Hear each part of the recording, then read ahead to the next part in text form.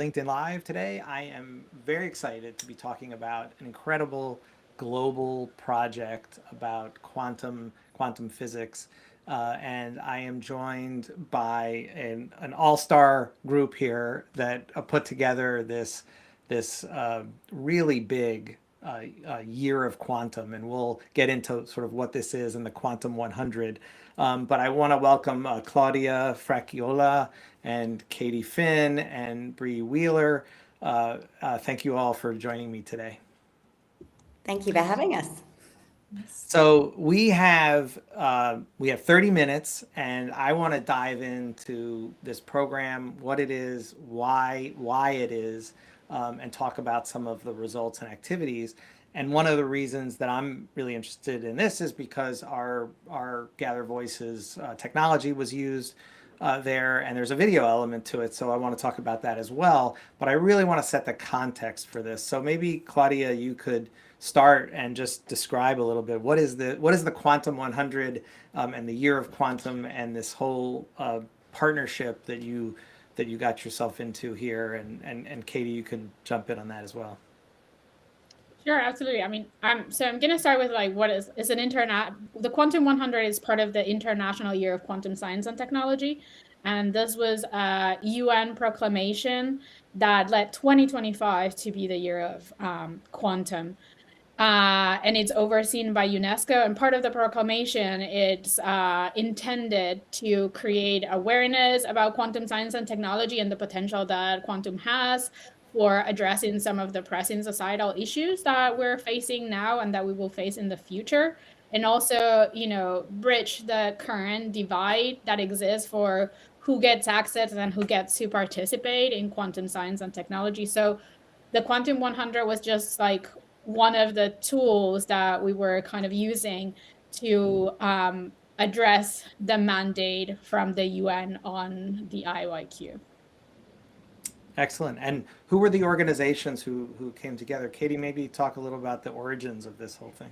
Yeah, absolutely. Thanks, Michael. So this was an idea that we as sort of TFD, to give a little bit more context to who we are. So we are a deep tech communications agency. Our full name is ThinkFieldU, but we go by TFD. We've worked closely with the team at APS and sort of in quantum generally for a number of years. And when we were first speaking to Claudia about that central mission, we wanted to think of what can be a great creative idea that's really going to deliver on those objectives. And that led to us to come up with this idea for a Quantum 100 campaign to really celebrate and champion some of those diverse voices and the people around the world that are doing fantastic things in quantum science and technology, but maybe don't always get the airtime and the exposure that they deserve.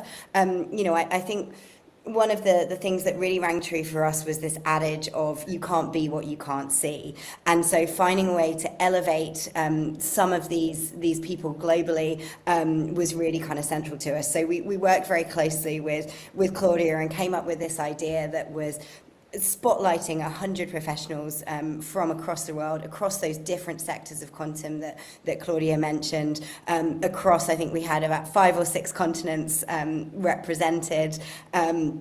People at every kind of stage of their career in a really sort of visual and engaging campaign. And then once that idea was sort of approved, we then worked with Bree, with Claudia, the APS team, as well as then the wider kind of industry as well, because bringing on board the sponsors of the International Year of Quantum, those academic institutions, those other kind of key stakeholder groups was so important to ensure that we could get the word far and wide, and that we were able to get that kind of diverse global representation. Yeah, that's terrific. I realized I didn't fully introduce everybody here. Claudia, why don't you start and just give a little bit about your background and your role at APS, and then we'll get back into talking about the Quantum 100. So yeah, I work at the American Physical Society. It's a professional society for physicists, and APS was one of the lead organizations in getting the proclamation for the International Year. As I said, like the International Year is part of like, it was a UN proclaimed, but UNESCO overseen. So it's not owned by APS, but we were kind of one of the organizations that was leading the making sure that the proclamation happened, and then overseeing with UNESCO and other partners that, you know, the year and the celebrations and the activities were happening.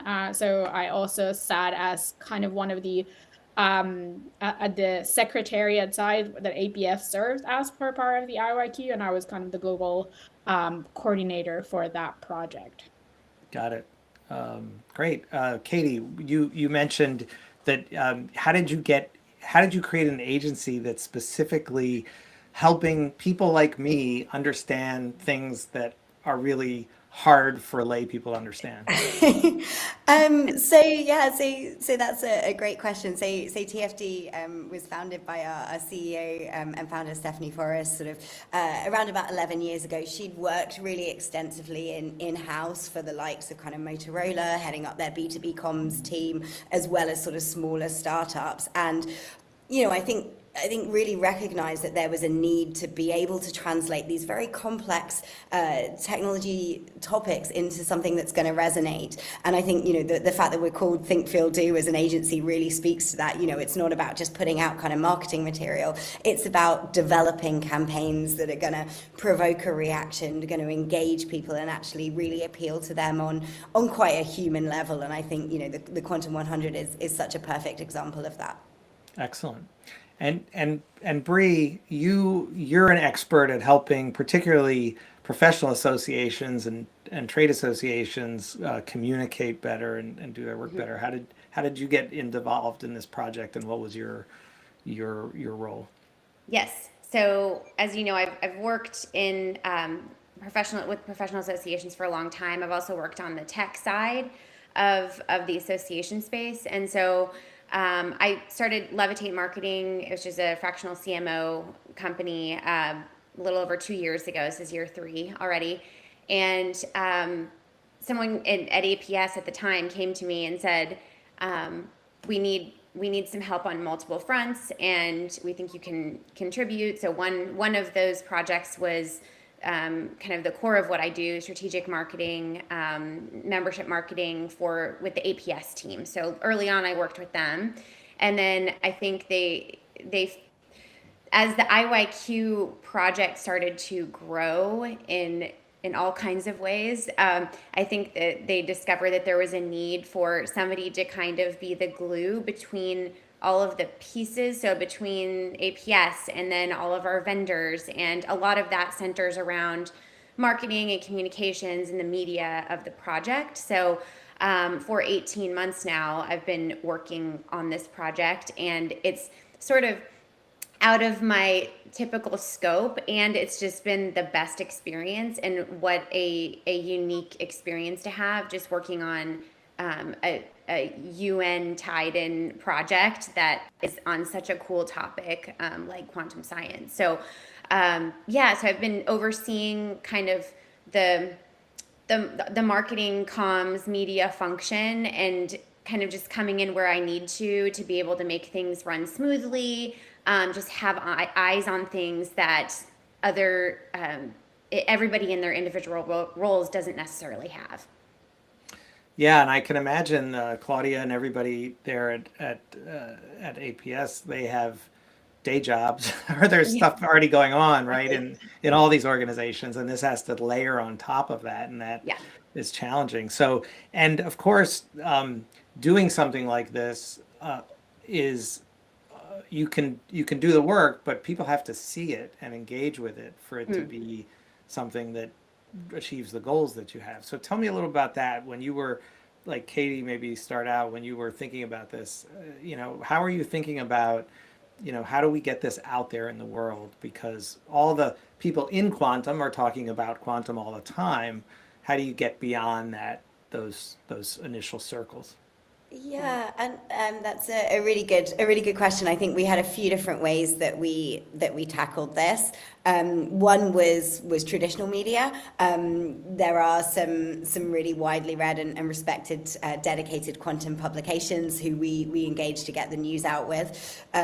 It was also crucially social media, and I think where we really saw this campaign come to life was across social media, and then seeing how we can work with Bree, with Claudia, with the different stakeholder organisations as well. APS and sort of the International Year of Quantum had a number of different industry sponsors as well as sort of connections into academia. So making sure that we gave people what they needed to go out into their respective communities and champion the initiative as well. Sort of particularly kind of working with regional groups. One of the things that was very, very important to us with the campaign was making sure that we had genuine global representation, and particularly to Claudia's point at the beginning, making sure that we were sort of balancing between the global north and the global south. So actually seeing how we can work with institutions in those regions sort of via APS and APS's connections to get that representation.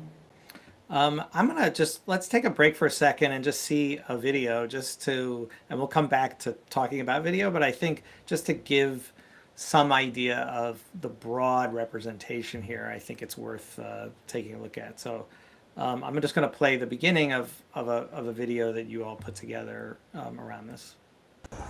Hi, I'm Dr. Etiabia Ado from Ghana. Hi, I am Professor Carla Germán Avigliano. I work at the University of Chile. Cuernavaca, Morelos, Mexico. The University of Queensland. Alison Bobbin in Riyadh. India. Technology. From the National Accelerator Laboratory. And I'm from Nigeria. Quantum City at the University of Calgary. AIC Japan. The School of Computing at Newcastle University. Tsinghua University. And I am one of the 100 Quantum. So just looking at that, I'm like, wow, these are not necessarily, I was as we were talking about this today, I was thinking about, in a world where there's a kind of winner take all sense around a lot of technology companies, and there's certainly a lot of divisions in the world, especially, coming on a day when there's a war going on. Seeing this is really interesting, and I think says something about what you want the future of this to be like. Claudia, can you just talk a little about the goals of that and how does that fit into your overall mission, as an organization? So I think that, again, this was it was part of the IYQ global mandate. And, every single person, we receive hundreds of people nominations, and it's obviously very hard to pick just 100, right?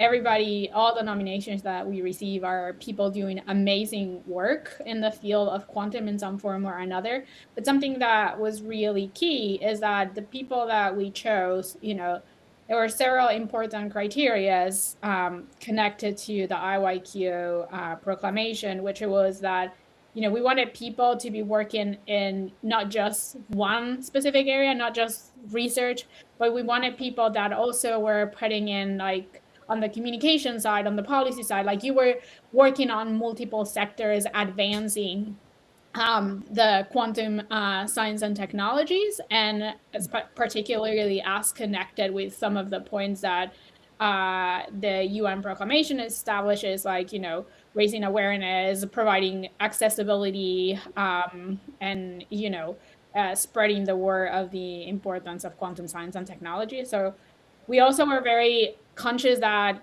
we already know that the STEM fields have a huge gap between gender and representation. And that was very important for us as part of the IYQ proclamation, that, we showcase that there are, women and people from all corners of the world doing phenomenal work in quantum, and that we wanted to highlight that because, as Katie said, right, like, you can't be what you can see, right? And so it was very important, not just for us, but also as part of UNESCO, that there were clear representation from different places of the world. And that would lead to broader collaboration across countries, across continents, and also raise awareness that, you know, there are opportunities everywhere and from different fields, right? Like we have people that were working on arts, communications, education, but also at different stages of the career, right? There were people from students to people that were very senior on their position. And that was very important for us to highlight as well as part of the IYQ campaign.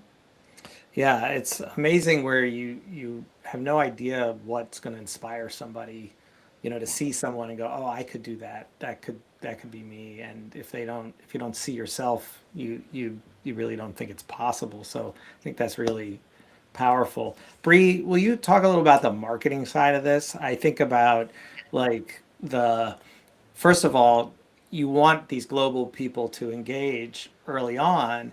How do you get it in front of them? Because there's lots of channels there, right? There's lots of organizations, lots of channels. And the challenge of making people feel like owners of this, even though you have to manage it centrally in some way, that feels like a challenge. I know that in any list, people get upset about being left out of lists and things like that. Yes. So talk a little bit about that and sort of how did you get it out in the world? And then how do you keep that going beyond, you know, the first wave, right? You work really hard to do that first wave. How do you keep it going? Yes. So yeah, this was intended. So just going back all the way to the beginning, when I came on, there was a lot of conversation still about what we were going to do, how we were going to handle the year, what campaigns we were going to do. And when I saw what TFD had presented, some of the team on it, the APS team knows, like, I would not stop talking. I was like, we're coming back to this. We're going to come back to this. We're going to make it happen.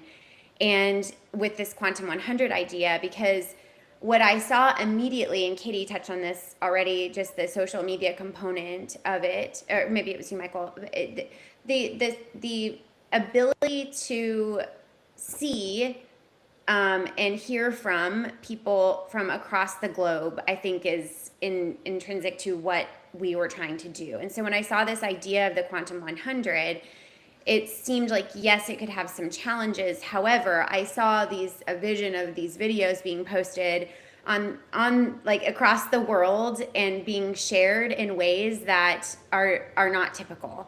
And so when we decided to do this, you know, TFD was, of course, the leader in so many ways in the development, and then also the outcomes of how well it went, and just getting organized. And I know we're going to talk about that in a little bit, but the video component specifically for me felt very important, because I thought, how, you know, traditionally, how do you interview 100 people? Challenging to do, right, from across the globe. And of course now it's easier to do, and so having the video component felt very important. And Michael, to your point of like beyond the initial wave, what do you do? We had, for the opening ceremony, which was in Paris was it February? I think last February, there was a high production, like 90-minute, 100-second video that was really powerful. And then as we moved through the year, this idea came up, and it was a way to zoom from like the macro concept and initiative of IYQ into the individuals inside of it. And so that felt really powerful. So when we launched it, you know, not only were we allowed to launch it on the website and across all of the channels, we could also post the individual videos, which were shareable. And there's some other things that we can talk about that TFD put together to keep it going. And so I think we wanted it to probably happen a little earlier in the year, just being candid about it. We thought we would launch it probably in August-ish. I don't even know at this point, maybe sooner.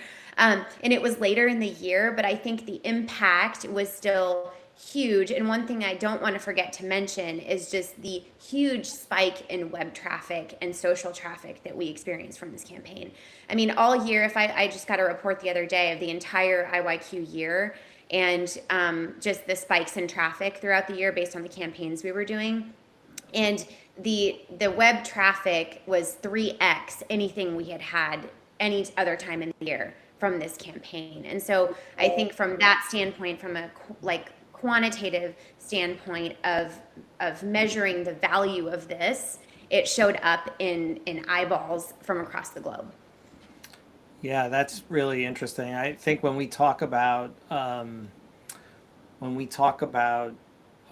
seeing people like yourself, there's nothing that beats that, hearing their voice, seeing their face, and not just talking about it. And I think that's makes that really interesting there. So super impressive. So a little more on that, Bree.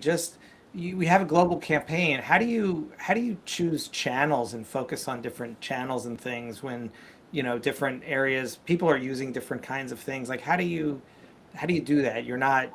Do have different communities kind of running their own mini programs, or are what were the channels that had the most impact, and how did you sort of think about that? So I'll let Katie answer this more specifically. I think she can speak to everything they did with this campaign. I'll just say though that I think that the individuals and their institutions, I know there was some connection with, just because we had this global spread of individuals, those local communities were able to amplify it and cover the individual who was covered in their institution or whatever it was. So I think that was really useful. And then as far as the comprehensive campaign with the channels, Katie, do you want to chime in on that? Yeah, absolutely. I mean, I think LinkedIn was a really key channel for us. I think that's where most of the people who were featured in the Quantum 100 were, generally speaking, most active. And I think that was where we really saw it take on a life of its own. I think to Bree's point as well, what was so nice, the video was fantastic and really kind of showing the people behind the initiative.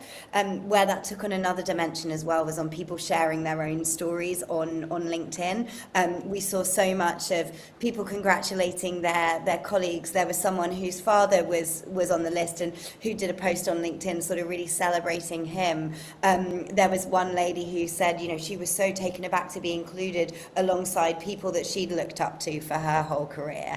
And it was just those kind of personal stories that really showed the impact that this had. I think the other thing that was really nice there is people that said, that they talked about being honored, but they also talked about how energized they were as a result of being featured and how that was driving them to go on and do even more great things. So when we think of that kind of central objective as of the campaign overall, it's really kind of spurred that action, and that was fantastic. And I think, we saw that play out on LinkedIn in particular. That's excellent. Let me take a little break and let's watch a little bit more of that video, because I think this part of it really illustrates some of the things that you were all just talking about. I have no doubt that quantum technologies like quantum communications and quantum computing will enable a better world, but only if we, not just physicists, work together, because quantum is for everyone. Yeah, I really like that, and how, and there's more, and I'll put in the comments some of the links to more material so people can take a look at it. So let's talk for a couple minutes about just the results. How did you look at something like this that had a lot of different pieces to it and say this did what we had hoped or not? I know, Bree, you mentioned one of those things, which is web traffic, saying, hey, we're getting engagement for our organization. Any of you jump in, how did you think about goals and looking at how you achieve those goals? Yeah, for something like this that we've never done before, as a strategic marketer, I like to not set any quantifiable goals necessarily for something that's new and doesn't have any history to it, because we just don't know. It could far exceed whatever we set. It could fall short. It's hard to know. And so I think for something like this, we do want to look at signals like just the brand awareness really that came from the project the day we launched with the press release. And I think a couple other organizations also did their own press releases, right, Katie, for their individuals.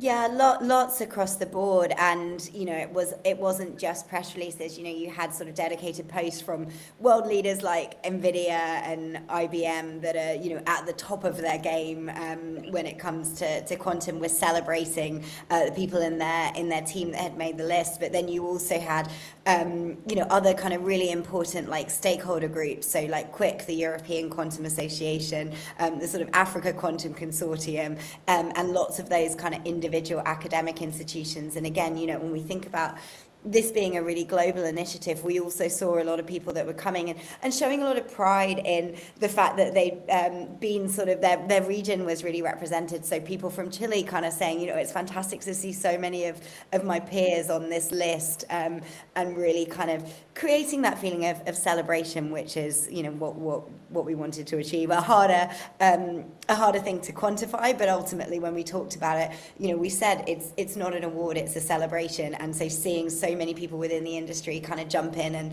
and support their peers and others in the industry was great. Got it. And Claudia, if you were talking to another scientific organization that says, wow, I see what you did here, it got a lot of play, it really put you in the center of the whole community in a really important way, and all the benefits, what advice would you give them about thinking about their own initiatives or things? What are some of the learnings that you had from this? And I assume, because it was such a big lift, I assume you're not doing this, tomorrow, not doing another one. So, certainly not at any time soon.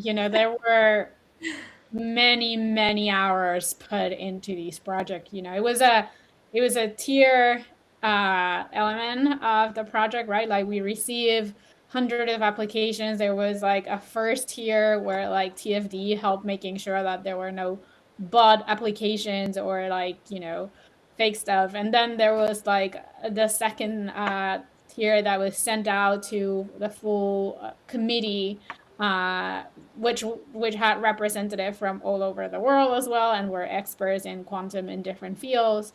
So they would create another layer, and then it was a third layer was like, okay, let's compile the people that got, passed on from this committee, and then filter out until we got the 100, making sure that we have the right type of the representation. So I would say, like for other organizations, first I would say 100%. One thing that science is always lacking is like humanizing it, like as Katie and Bree had said it before. And this is a great way for organizations that are working in this space, science and technology, to humanize what science and technology means. Especially, it's critical at this time where there's so disruption in distrust in the relationship between science, technology, and society, that these opens a window for building that connection and regaining that trust, realizing that we're all humans too, and that we're all working for a common good. So I would encourage other organizations to do similar campaigns, but as Bree said, this was something new, so I don't think that we realized the massive amount of work that was going to put up into this, and that whether there are things that we will do differently. I think definitely yes, right? For starters, I would have more people, like a bigger committee, to help to reduce the amount of time and hours that everybody had to put in, yes, a different way of maybe receiving and the information, so that some things can be automatized a bit more before it gets to the committee to be reviewed. But all in all, great opportunity and a great way for making science and society connections. Excellent. Well, I'd love to just get some closing thoughts from you, Katie and Bree, just about same question, really. Like, what kind of advice or thoughts would you give? What are your big takeaways or learnings from this that you think are relevant to the folks who are watching us? I mean, I think for me, it really just echoes what Claudia said, and just how powerful those human stories are. You know, and it's so rare, particularly in B2B tech, that they are actually elevated. And I think, you know, the video really encapsulates that, and it shows tangible people from around the world. And I think, you know, I think for me personally, even, you know, working on the campaign, it's hard not to watch it and not feel a little bit emotional, because it is so powerful. So I think finding ways to elevate and capture those stories just really helps to make science and technology so much more accessible and so much more engaging for people at every stage of their career and from any country. Yeah, very nice. Yeah, and I'll just say, I think sometimes, well, a lot of the time, and this is something that I speak about a lot, marketing, the marketing function, communications, however you want to say it for a project like this, is sometimes like underestimated, undervalued, underfunded. And one of the things that we had this year were the resources to do something like this. And it really made the year so much more powerful. And so I guess it's just to say, like, the marketing function is just really important for a project like this. And whether it's, you know, video creation or quality social media posts and branding and content plan and strategic organization around all of that is really is something that needs to be thought through and can't just be thrown together if it's going to work well. And the reason why Quantum 100 and the overall IYQ global campaign worked so well is because of all of the quality resources we had to put forth toward making, you know, amplifying the voices across the globe. And so it's just really important. That's important, whether it's a UN year or an association or a tech company, whatever it is, like really having thoughtful, quality thought around it, strategy, quality. It really matters, and it really makes a difference. Yeah, that's a great point, Bree, for us to close on. I think the investment has to be commensurate with the scale of the thing you're trying to do, right? In the end of the day, and you did something big and global, and, you know, with a lot of impact, and it needed those team and resources to make that happen. So thank you all. Our 30 minutes flew by, as I told you it would. Thank you all so much for joining us on this LinkedIn Live. I will put links to all your organizations and you in the LinkedIn chat under this event, so that folks can come back and see that and connect with you online. And again, thank you so much for doing this. We were super proud at Gather Voices to see the output of these amazing videos and to you know, play a small role in something with such amazing impact. So thank you all so much, and appreciate you. Thank you for having us.